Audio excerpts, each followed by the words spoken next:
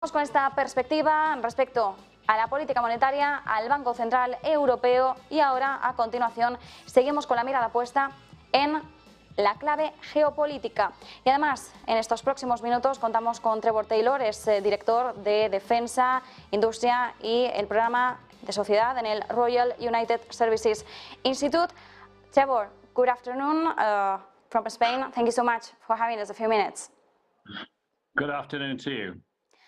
Trevor, Sweden confirmed today sabotage in Nord Stream, and Russia demands to find the responsible. What does it mean for the evolution of the conflict?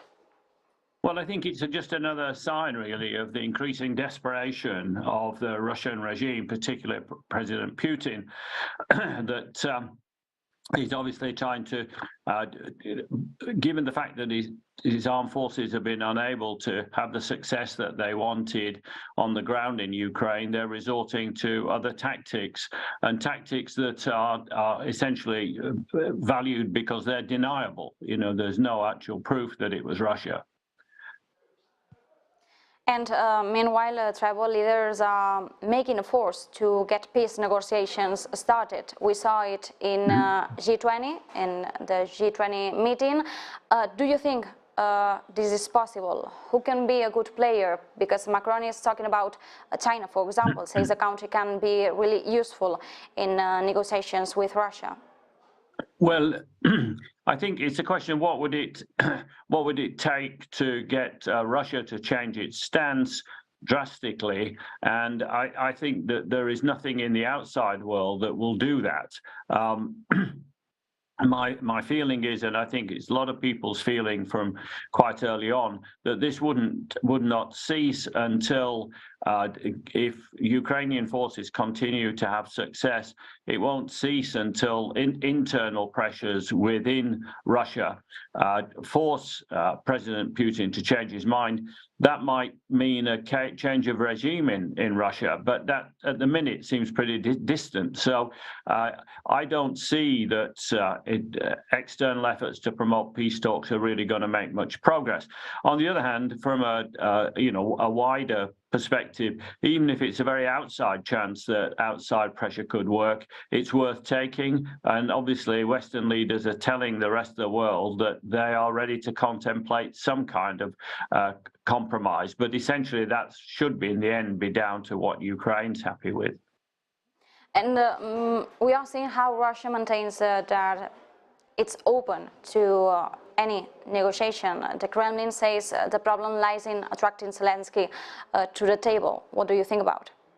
Well, Russia, it's an extraordinary situation that Russia has invaded Ukraine on the grounds that it's part of Russia, and yet it's decimated the parts of its own territory that it's gone into, and or tried to go into, and now is saying that it's open to negotiations. I think it's quite right that. Ukraine is the violated party. It's trying to rectify things. It's paying a heavy price. The number of casualties that Ukraine has suffered are pretty significant, and we shouldn't. I think we should neither. I say we, the Western countries, should neither be pushing Ukraine to fight to the last Ukrainian, as some people have put it. We shouldn't be doing that, but we should give them the privilege of deciding when any kind of discussions with Russia or any kind of compromise with Russia should take place. And next week in Europe, we are seeing how Europe wants to declare Russia as a state of terrorism. What could it mean for Russia if the voting goes on? Well, the question is very much about the sanctions on Russia and how much European countries are willing to pay themselves, how much they're willing to sacrifice themselves, give up trading opportunities, give up gas supplies in return for punishing the regime in Moscow. And this, if obviously if you like, the justification for punishing Russia further is enhanced if it's agreed that it is a state sponsor, it's a state that sponsors terrorism.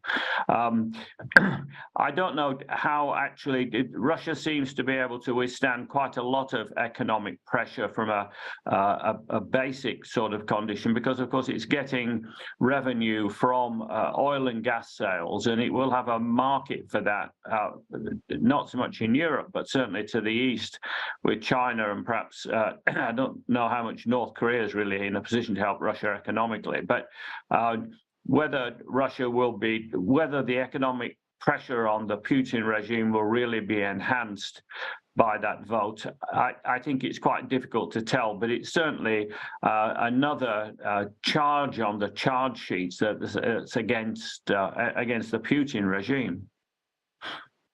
Well, thank you so much for this analysis, Trevor Taylor. A pleasure.